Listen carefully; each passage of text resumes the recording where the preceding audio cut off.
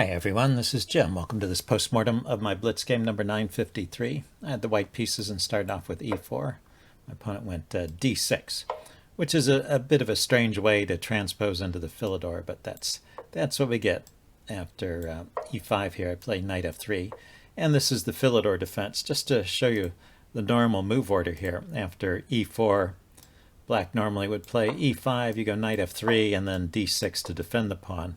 That is the Philidor, and the main response is d4, although bishop to c4 is also a move there. So this is a line of the Philidor defense, and if you see the position we got to in the game after I played knight f3 is identical. So we just transposed into the this line of the Philidor by a different move order.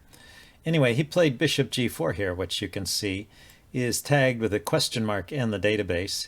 And well, this move is famous because of the game Morphy versus the Count and the Duke. I included a pointer to it in the previous video, so you should go check it out if you haven't seen it before. It's a fun game and something every chess player ought to know. Let's see. So that game went okay. Well, Morphy took, and then instead of taking back and losing the pawn, what the Count and the Duke decided on was taking here with the bishop. So this is kind of the main line of this opening, and this doesn't immediately lose material, but you can see that white is very active and starts developing with threats in typical Morphy style. The opponent went knight f6. That's right. Morphy went queen b3, which is already winning material because there's a double attack here. But what's interesting, I just want to show you, up to a certain part, black defends this way, which is kind of clever, because now if white takes the pawn here, it wins material, but black can activate with the queen check, force a trade of queens, and get some activity in exchange for the pawn. So Morphy didn't fall for that. He just played knight c3. That blocks the check, and now this this pawn is really hanging with the threat against the rook. So the Count and the Duke played c6 here, and Morphy just keeps developing. Very typical Morphy style play here. Get all your pieces out, and then they played the fatal move b5. And Morphy sacrificed here, which is an absolutely correct sacrifice, and went on to win a fascinating game, a very, very pretty game. So check it out if you haven't seen it before.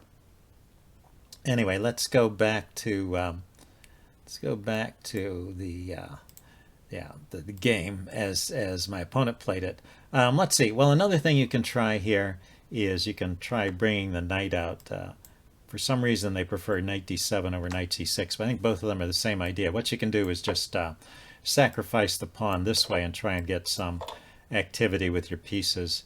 Maybe this is better. Maybe the knight is better on d7 than on c6 because of the pen. Anyway, this is still much better for white. So you're giving up a pawn for inadequate compensation. Anyway, in the game, he played bishop g4, I took. He took back immediately, and I just traded queens, and so I'm just a pawn up here because I can grab the now undefended pawn. Well, it's the knight is no longer pinned. That was the point of the queen trade, and he's got to move his bishop again. So I have a pawn, and I have better development. So it should be a win for white at this point, but well, black managed to make it a long game.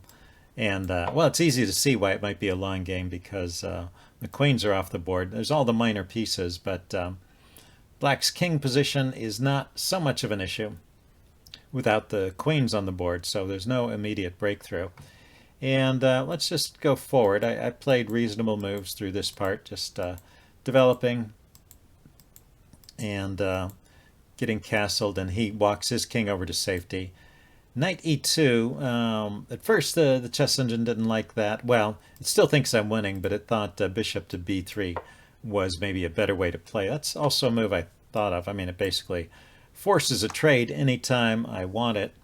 But, you know, I followed down the line after bishop b3 and after knight e2, and it seems like it's still much better for white, so I can't really classify that as a mistake.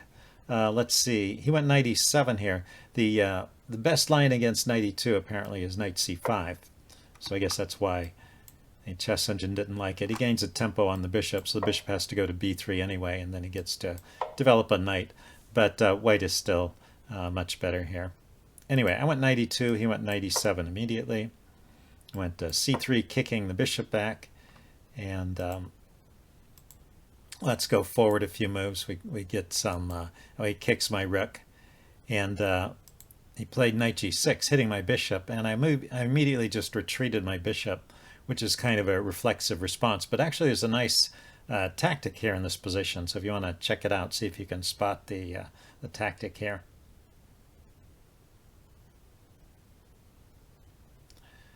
Okay, I'm going to give the answer away now. Pause the video if you want time to think about it. But the answer is knight takes c6. So even though my bishop is hanging, his knight is hanging with check, and my knight is also attacking his bishop.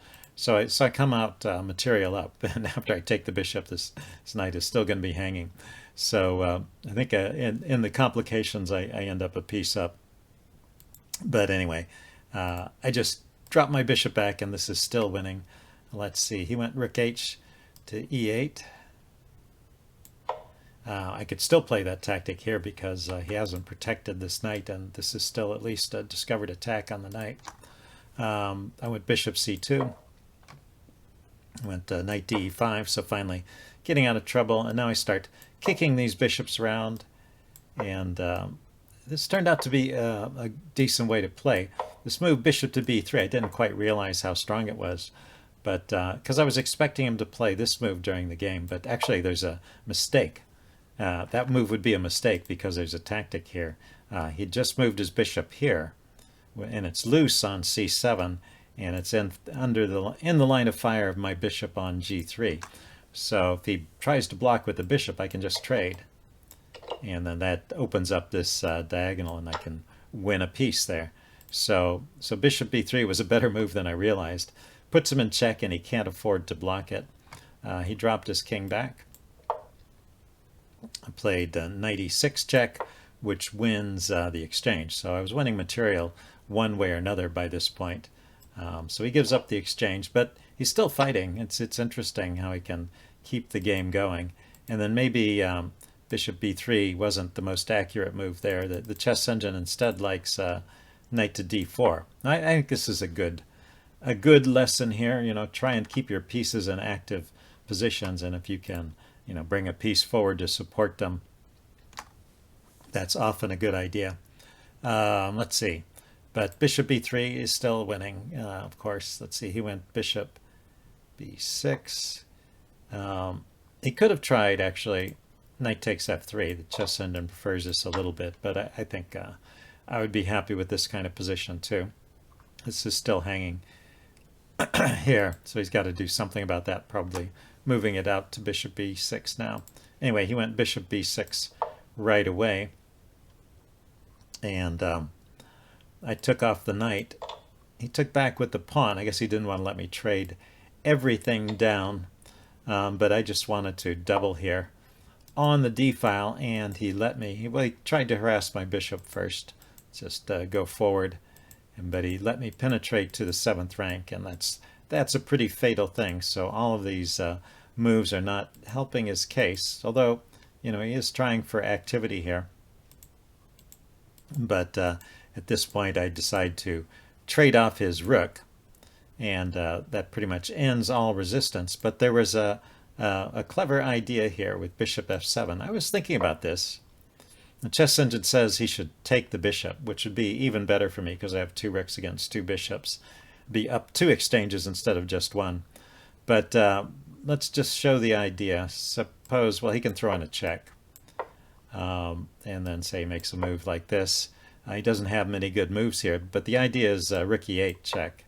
And I didn't see this, but because I thought the king could just walk out here. But there is a discovered check with bishop takes h5, and wherever the king goes, he gets mated. So if he goes to h6, then rook here is mate, because This rook is cutting off all the escape squares, and the bishop and the pawn are cutting off those escape squares. Kind of cute. And if the king goes here, then rook to f7 is mate because well, these rooks are cutting off these lines, and then once again we have the pawn, the bishop, and then the rook covering that square. So so there were two different mates there, depending on which way he ran. And so that's why in this position he probably just has to take the bishop to, well, let's back up to here. He should probably just take the bishop right away. I guess he can always throw in that check. But anyway, instead I went rook f7 check just to get the rook off. Let's see, he moved the king, kind of a clever way of getting out of this. But I still get the rooks off, or yeah, his rook off. So he had a choice of which rook he wanted to take. The bishop was defending here, so but he decided to take this rook that was active. That makes sense. Let's see, but I just started pawn hunting now with my extra, well, with the rook is just a better piece than the bishop in the endgame. It's better at confining the king and attacking targets. But the bishops, you know, sometimes if the board gets crowded, the rook can get into trouble, so you still have to be careful here. But I didn't make any mistakes. I checked this out with the chess engine using checks from the rook and threats with the bishop and the rook combined. I was able to start gathering material. You know, I was thinking also about just moving the bishop here, but I thought it was faster because he can't really defend this. He could bring the bishop back to defend, but probably he would take here. Anyway, I thought it was quicker to just push this pawn forward and get my passed pawns rolling. And then once again, I used a check there to get my rook out of trouble and buy some time to defend the e-pawn. Let's see. And then he resigned here after I started pushing the h-pawn. I have a clear winning plan. I was just curious about what happens if he goes after these pawns, because they are weak, and then maybe he could get some counterplay over here. But it turns out that I can just keep pushing. For one thing, if he takes here, I have this check that picks up the bishop, so that's no good. Let's see, and then if he comes forward with the king, I can keep pushing. And now he needs to keep this bishop here to stop my pawn from queening. Let's see, he can try c5, but I can just queen. And well, he can pick up a pawn or two over here, but I'm a whole rook up, and I even still have an extra pawn. So so he didn't resign too soon or anything. Let's go back to the position right here after I played h5. This is where he resigned. Anyway, it was kind of a fun game, and I enjoyed pointing out the reference, the similarity to the Morphy game. Always fun to spot a line that leads to a Morphy game. Anyway, hope you guys enjoyed this, and I will see you next time. Bye.